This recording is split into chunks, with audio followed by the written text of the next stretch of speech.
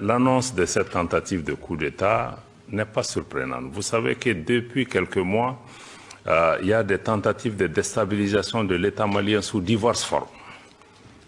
D'abord, on a voulu utiliser les organisations régionales, comme je l'ai indiqué, en janvier, quand l'État malien a été sanctionné par un embargo économique et commercial. Beaucoup avaient à l'esprit de faire tomber le gouvernement. Parce que l'analyse un peu partout, c'est de dire qu'en 2 semaines de sanctions et d'embargo, la population va se soulever et le gouvernement va tomber. Ça ne s'est pas réalisé. Après ça, je crois qu'il y a eu plusieurs tentatives. On a essayé d'inventer des charniers dans certaines localités du Mali.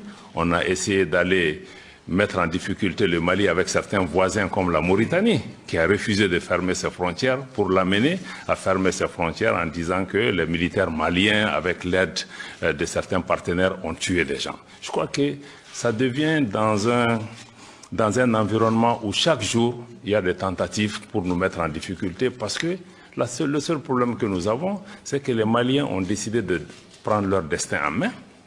Ils ont décidé de gérer leur pays conformément à leur vision. Et bon, je crois que certains partenaires n'ont pas encore réalisé que les choses ont changé.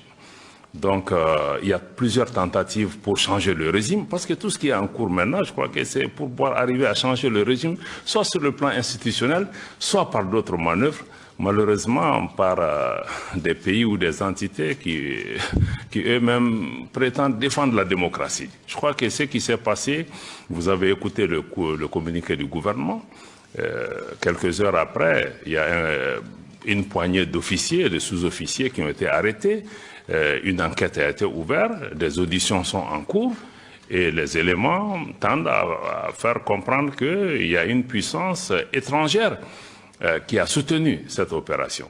Mais attendons les résultats de cela. Mais nous ne sommes pas du tout surpris par rapport à cela, parce que je suis certain que ce soit ce coup-ci ou d'autres, il y a plusieurs formes de déstabilisation qui sont en cours. Mais pour nous, le plus important, c'est le soutien du peuple malien. Malgré les sanctions, les Maliens restent unis, les Maliens restent calmes, et les Maliens partagent aujourd'hui la vision des autorités, qui est celle de l'autonomie de notre pays, celle de la souveraineté de notre pays et celle de notre capacité à pouvoir défendre notre intégrité territoriale. Mais le Mali reste ouvert à tous les partenaires qui respectent ces principes. Nous ne sommes pas fermés aux différents partenariats.